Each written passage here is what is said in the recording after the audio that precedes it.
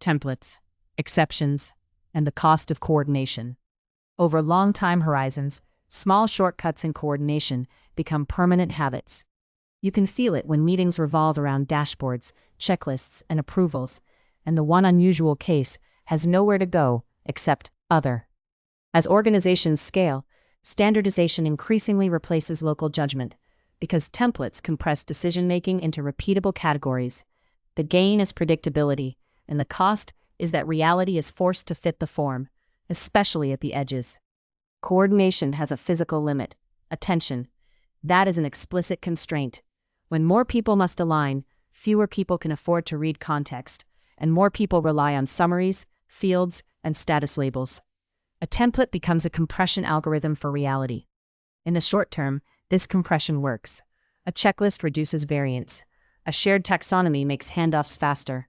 A dashboard makes progress legible. The incentive is clear. The system rewards whoever can produce clean, comparable updates with minimal friction. Over time, that reward becomes a feedback loop. People learn which boxes make approvals smooth, and then they write their work to fit those boxes. What gets measured becomes what gets repeated. But standardization introduces an unavoidable trade-off: speed and consistency versus sensitivity to local conditions. The moment a form is mandatory, it is no longer merely a tool, it is a gate, and gates shape behavior.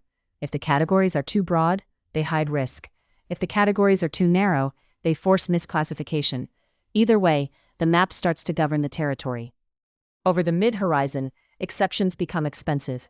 An exception requires explanation, an explanation requires attention, and attention is scarce. So the system quietly prices exceptions out. People stop raising anomalies because they anticipate delay, scrutiny, or an invalid request response from a workflow that cannot represent what is happening. The coordination mechanism now filters reality. It doesn't just transmit information, it selects which information is allowed to exist. Across longer horizons, a second-order effect appears. Judgment migrates from the front line to the template itself.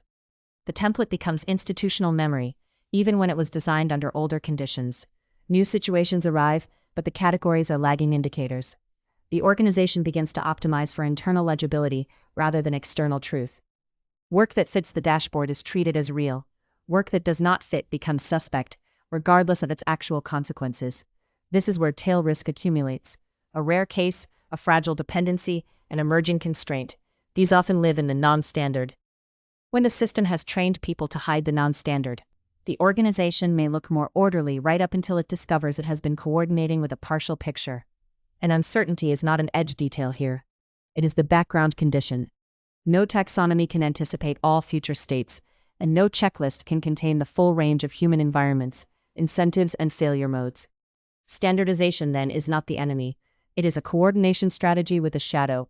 It can increase resilience by reducing chaos, but it can also reduce resilience by numbing perception, making the organization less able to notice when the world has changed.